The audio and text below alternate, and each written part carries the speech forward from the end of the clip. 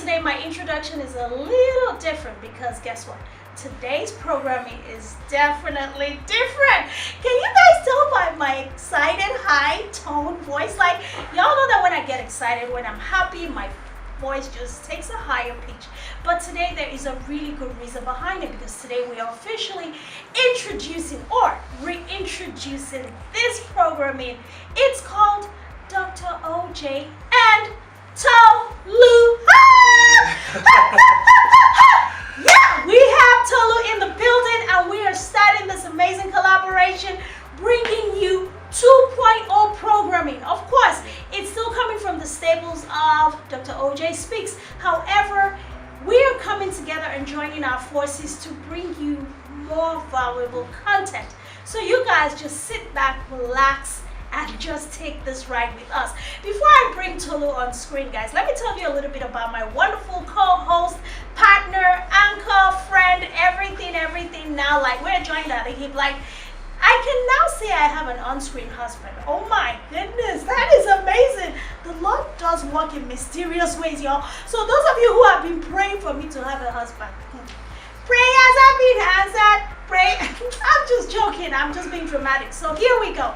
Dr. OJ and Tolu, this is an amazing new programming, and I'm super excited to introduce you guys to my co-host, Tolu Adeshino. He is a recording artist. He is a producer.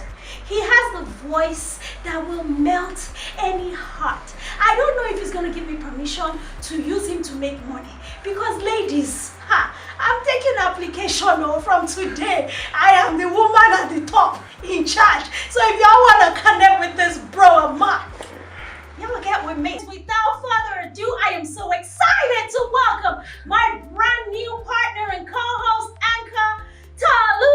Hey, I am that Tolu. So excited to be here working with you. Look at you. You look at you. You're making me look good. You are making me look good, y'all. Look, guys, this is our very first episode. I'm so excited to have you.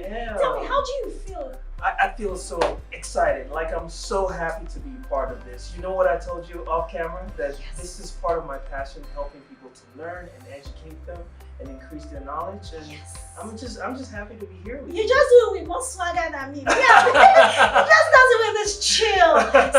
So y'all already know me, like, I'm extra. So he's gonna bring the chill, the swagger, all of the good vibes that you guys can resonate with. Well, look, guys, you guys have a lot to look forward to from us.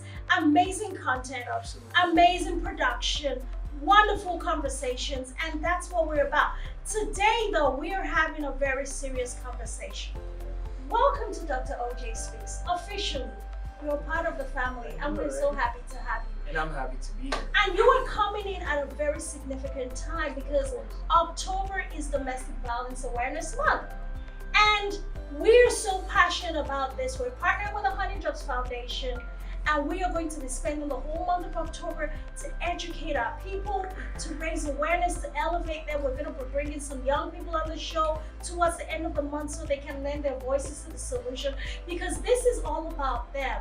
You know, the vision of the Honey Drops Foundation is to elevate, empower, and educate young people to live beyond domestic violence. And we are so excited to go on that journey with them, do our part. I mean, we have our voices, and that's what we're going to use. Absolutely, yes. So we open up the month by introducing domestic violence and talking about the different types of domestic violence. Today, we're going to be taking it a step further, and we're going to be talking about the cycle of abuse. It's a vicious cycle, and I know a lot of young people are out there quiet about it. They don't know how to deal with it. They don't even know who to talk to.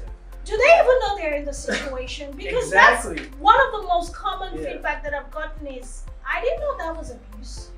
No. Because in the age of media and all of the things that media sort of has neutralized us and just kind of made us very, very unaware about, like name calling and all of the violence and the way showbiz and of course pop culture, which sets the tone for a lot of culture that we go by. Of course. Abuse is embedded in all of the messaging. A lot of misinformation. So people don't even know they're in a situation of abuse. Oh my God, he loves me so much. That's why. And it was because I made him angry. Yeah. Or even for men. Uh-huh. Have you heard stories about men? Absolutely. So many men, and because of their ego, they don't know, how to deal with it. Like, who do you tell that my wife abuses you? I know! Like, imagine, but to look at you now, all 6 foot something of you, one chick is somewhere, and I know you will never put your hands on a woman, right? Of course. So would you be able to come out and say, hey, she hits me? A lot of men tolerate it, because they feel like, it's something that will bring attention to them, and that will question their masculinity. So Wow. it's like they just take it because that's their woman. And a lot of men and religion too plays a part. Religion? Yeah, because they try to, as much as possible, just cover the family. They feel like they're the covering, so they shouldn't expose the woman, or demonize her, if you will. Like, you don't want to talk bad about your wife because everybody thinks everything's fine. Mm-hmm. So in public, they just smile. And just then take maybe it. making them look weak, like, well, you're a man. Exactly, and you got emotions too. Yeah, men. In fact, a female friend of mine told me that men are more babies than women. No, really are babies, seriously. Men are real babies, and that's why I have a very strong affinity for doing whatever I can to highlight men in a positive light, as opposed to the excessive negativity that society pushes on us. Of course. So, cycle of abuse. When we start, a lot of people don't understand that they're in a situation of abuse, and they don't understand there's actually a system and a cycle to it, which is never ending, because you know what a cycle is? It starts and it never finishes. So it goes from beginning to the end and it starts over again. Mm-hmm. So the first thing is, and this is actually research based, this is published articles, and these are things that we are not just making it up, okay guys? So the first cycle is once tension starts building up.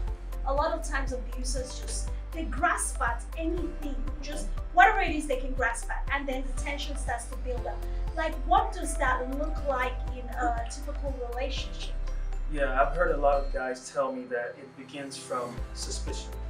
So I have friends that are into entertainment, that are into doing camera lights and action and everything. Yes. And they're always around more beautiful women like you. Exactly. Models and things. Yes. And then they have this partner that because your husband or your spouse or your significant other is always around these beautiful women, it sparks up suspicion. And it's the other way around for women as well. Like, even for me, like, I've been told several times, like, oh, you're such an amazing person, but I feel like if you're gonna settle down, you're gonna have to take away some of the things that you do. And I'm like, which part of it am I supposed to take away to make a man feel like he is okay with being with me? Exactly. And he's secure with being with me. Yeah, and that suspicion comes from the insecurity the other person has, because she's thinking to herself, like, well, he's around temptation, so he can be doing something. And sometimes this job that we do can go away into the night. Sometimes it goes overnight. We're out late hours of the night. Exactly. So, it's from there, that insecurity that my man might be doing something with a model or some woman, begins that cycle of abuse. Exactly. Like, what are you doing? Checking his phones, checking his emails, controlling him. No, you can't go out this time. You can't do this. You can't do that. So she becomes the authoritarian. Yeah. And then, from that tension building up, in between there, we have verbal abuse coming in, emotional abuse coming in, and then there's emotional blackmail. Like making the person feel like, okay, maybe I need to reduce myself, diminish my shine, shrink just so that this person can feel comfortable. Secure. And if there's anybody watching these are really specific signs of abuse. Of course. You might feel like a lot of women especially translate that to me, oh my God, he really, really loves me and he wants me to himself. That's why he doesn't want other people paying attention to me. That's why he says all of these things. And then that's where you see very beautiful women or absolutely gorgeous men lose their confidence. Exactly. Because they're shrinking, like you said, they're shrinking themselves to fit that mold for the other person to be comfortable. And that's predatory. You know, that's you trying to control this person's life just to make yourself feel good. That's extremely selfish. It is. And verbal abuse comes in. Exactly. Verbal abuse, you start talking the person down. Oh, you're not even fine. Oh, this. Yeah. And just saying all kinds of negative things to kind of mess with their mind. Have you heard this before where you will be nothing without me?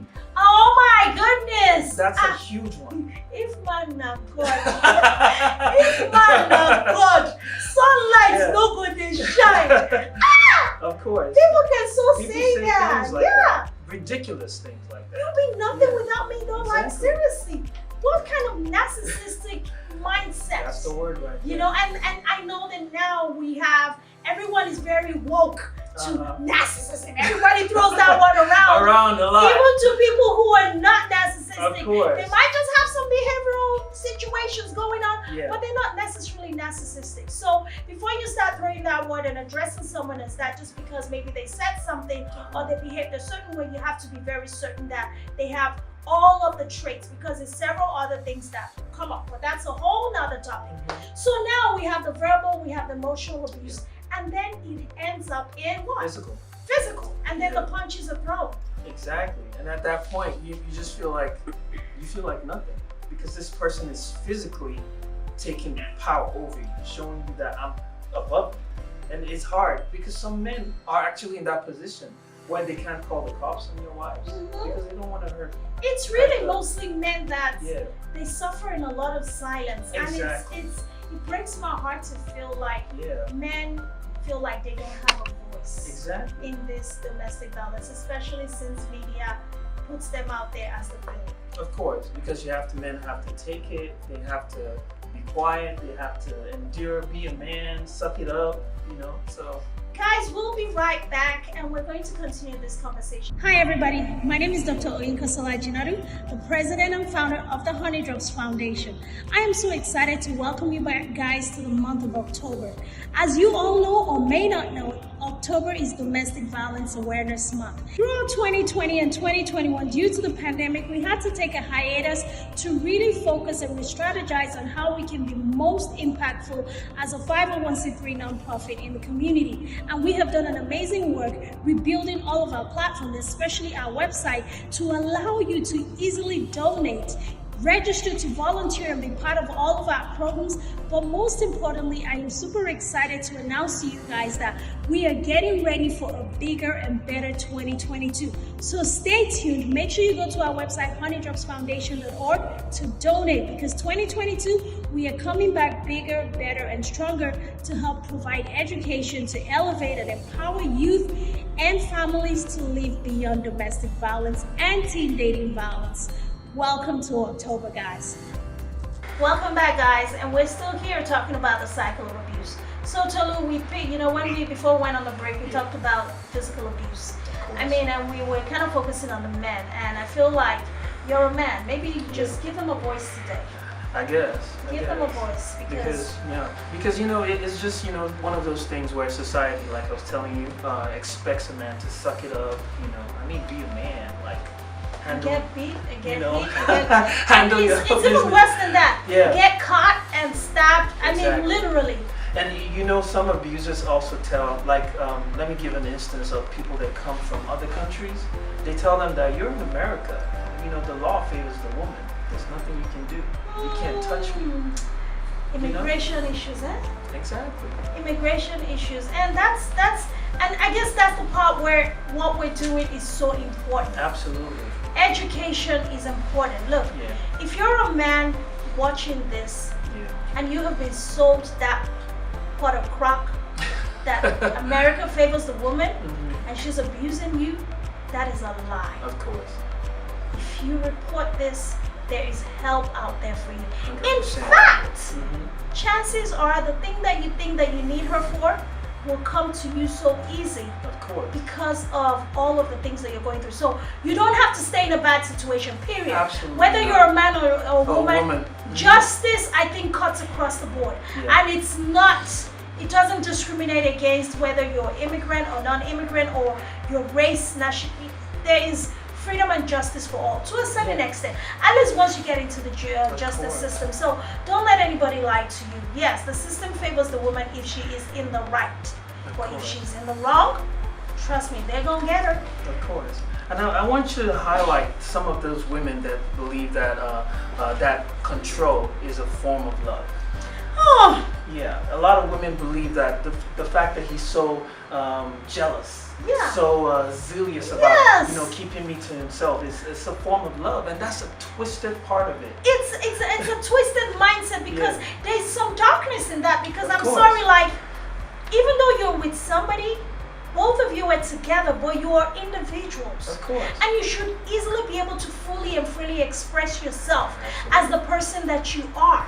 And your partner should be able to do the same thing. Yeah. Now, if you guys have these dependency issues and you develop that along the way, there is a very thin line between healthy dependency and unhealthy dependency. Yeah. And the fact that a man is all up in your business and he's all about you all the time, it's not healthy. Because it does not foster for a balanced life. Of course. You need other relationships in your life to be a fully balanced person. Absolutely. Whether you're a man or a woman, your boyfriend or husband or fiance should be able to have all manners of relationships. Because why would you even be with someone if you don't trust them? Because that's the first question. I'm Absolutely. like, Absolutely. what are you guys doing if you don't believe in what you have? Let them be themselves. Let them be the full, real versions of themselves. Yeah. And I tell you that a lot of relationships are built on that lie. Of You know, course. the way they are with their significant other, when you see them with their friends, they're totally different. Different. Two different people. And Of I'm like, course. what is all this? Yeah. Why do we do that? And Yeah. yeah, that's negative. So, physical abuse, once it gets to that point, your life is in danger. You need to get help. You need to get on out of there. Of course. What will we say about our Nigerian religious leaders? Yeah.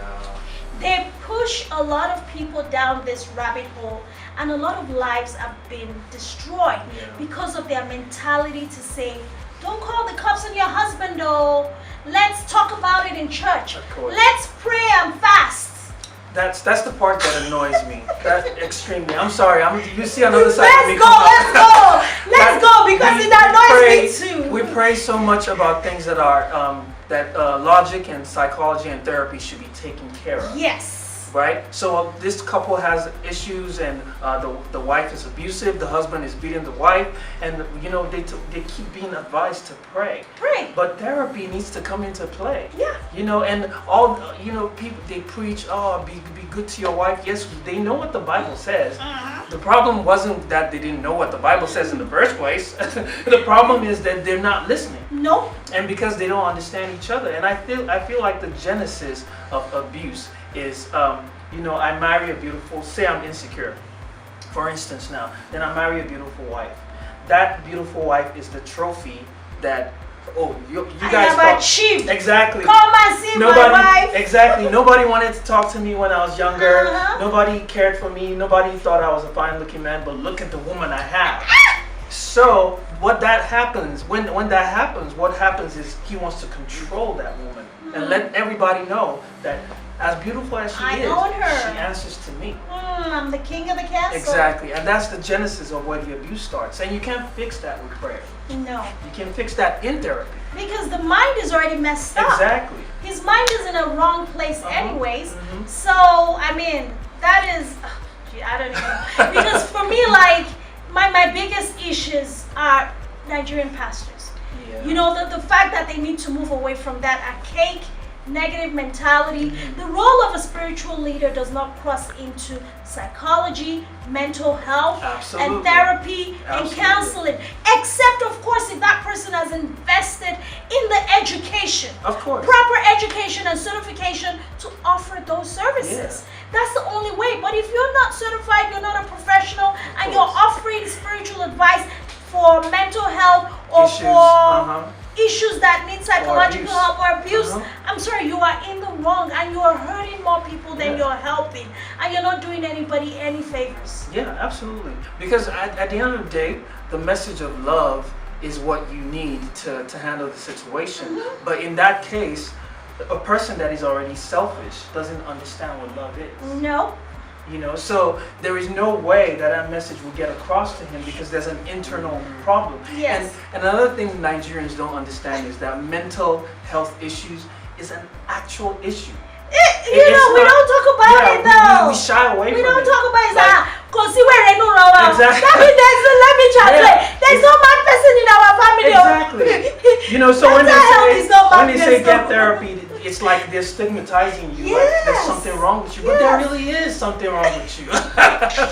There really is. It's a mental issue. It is. Yeah. So it is. Yeah. So guys, let's just be open and let's help ourselves. Yeah. Each one teach one. As you're hearing us talk about it, share this information, share this video. Absolutely. Don't forget before you leave us today, subscribe, turn your notification on because it's about to go down, y'all. Yeah. Dr. OJ and Tolu in the building. So now they go through that. Eventually, they fight, they kiss and make up, right? Oh yeah. Especially, that break time. you know that part where they say, but the makeup sex is so good. That's so Have you heard like women, like seriously, like they would put up with all of that?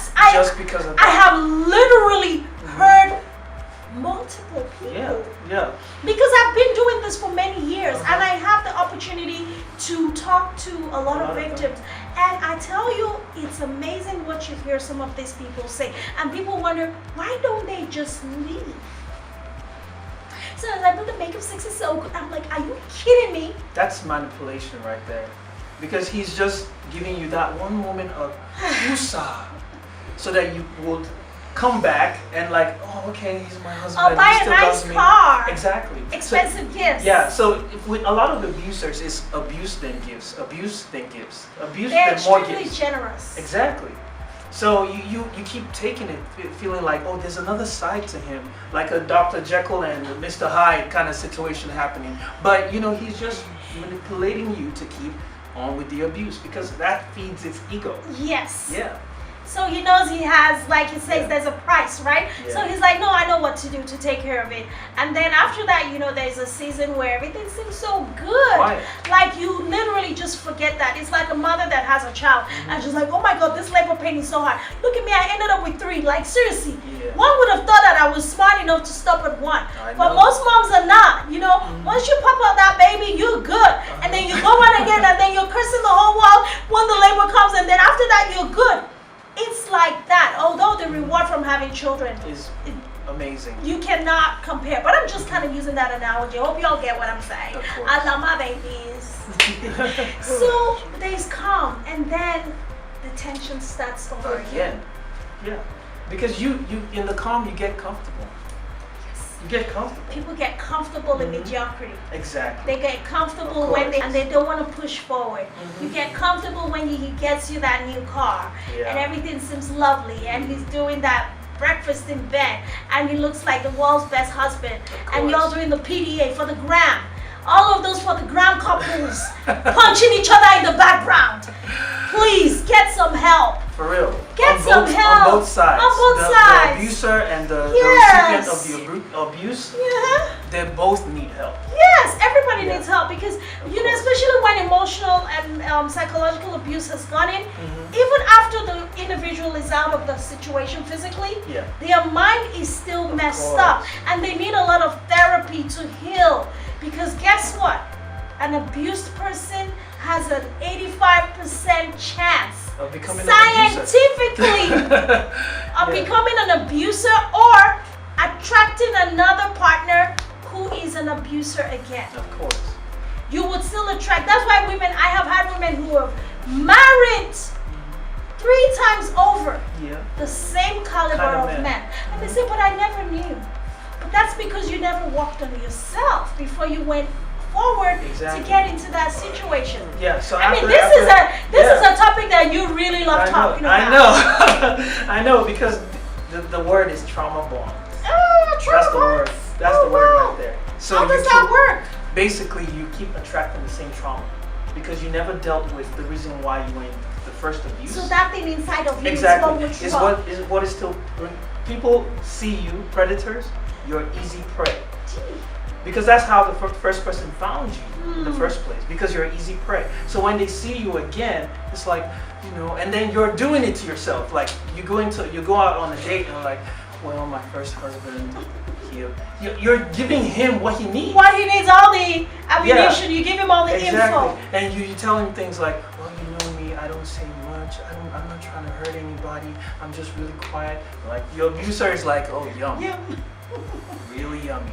Next bait. Exactly. So it's a goodness. cycle until, that's why I advise people that when you get out of a traumatic situation, the first thing to get into is therapy. Because you will do it again. You know, most people go to therapy because they think the problem is the person they're going to talk about in therapy. No, the problem is you. It's you. So until you fix that, it will happen again. Because you will make it happen. You are the one in the situation. Exactly. You're the one in the situation. Exactly. So, I mean, what is one thing, like, let's give them one thing that we feel like can help our audience today. Or talk to somebody. Don't be quiet. Don't take the abuse and be quiet. Talk to a friend, talk to, even if it's possible, talk to your parents. A lot of people don't tell their parents nothing. You know, because parents too are terrible. Nigerian parents. Nigerian parents. They're terrible. Oh, Nigerian people. Exactly. Why now? Why now? You know, a child is complaining about like, no, go back to your go back to your husband's house, so you Fix stay it. there. Yeah. You have to, a woman manages her home. She built her home, Look at me, I've been with your father for 40 years. Exactly. And then they tell her that it's her that is doing all the things wrong. So talk to somebody that has an open ear to listen to you and they can help you. And then you can go from there. And in the case of physical abuse, that is when you're in extreme danger. There is help. 1-800 Domestic Violence Hotline is available for you guys 24/7. And we're going to put the number under this video so you can share that. You can take advantage of that. Remember, this is Domestic Violence Awareness Month.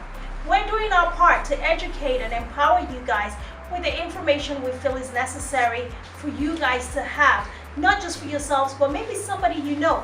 Because some of the signs that we've described today, they're easily identifiable in people that we know. Maybe we have acquaintances with, or maybe a co-worker, and they might not be able to help themselves. But if you're able to raise their awareness and just help shed some light, you could be saving a life today.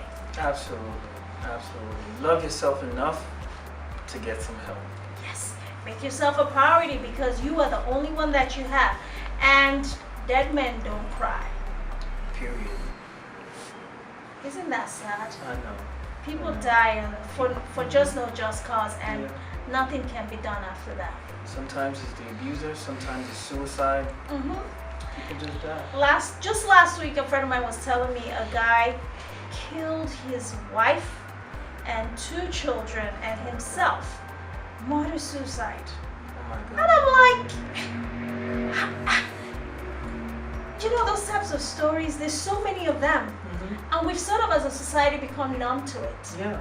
It's like, oh, we hear it. It's another like, thing again. oh, another thing, okay. And we move on. But I don't know. I feel like we can do our part. So this month of October, let's get active, guys. Social media, it's a tool that we can use for good or for bad. Let's use it for good. Post a purple ribbon out there. If you're wondering what a purple ribbon looks like, go to Honey Drops Foundation. Go to our page. We have a purple ribbon on there. And you can go online. That is the ribbon for hope for domestic violence survivors this month.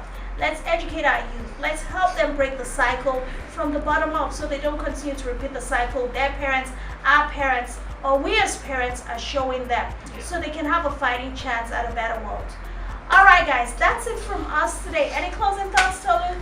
Well, this is the start of a beautiful journey. Oh my goodness, I am. How was your first day on the show? Oh, I loved it. I did too. All right, y'all. So you'll see what we're coming with. Until next time, this is Dr. OJ and Tolu.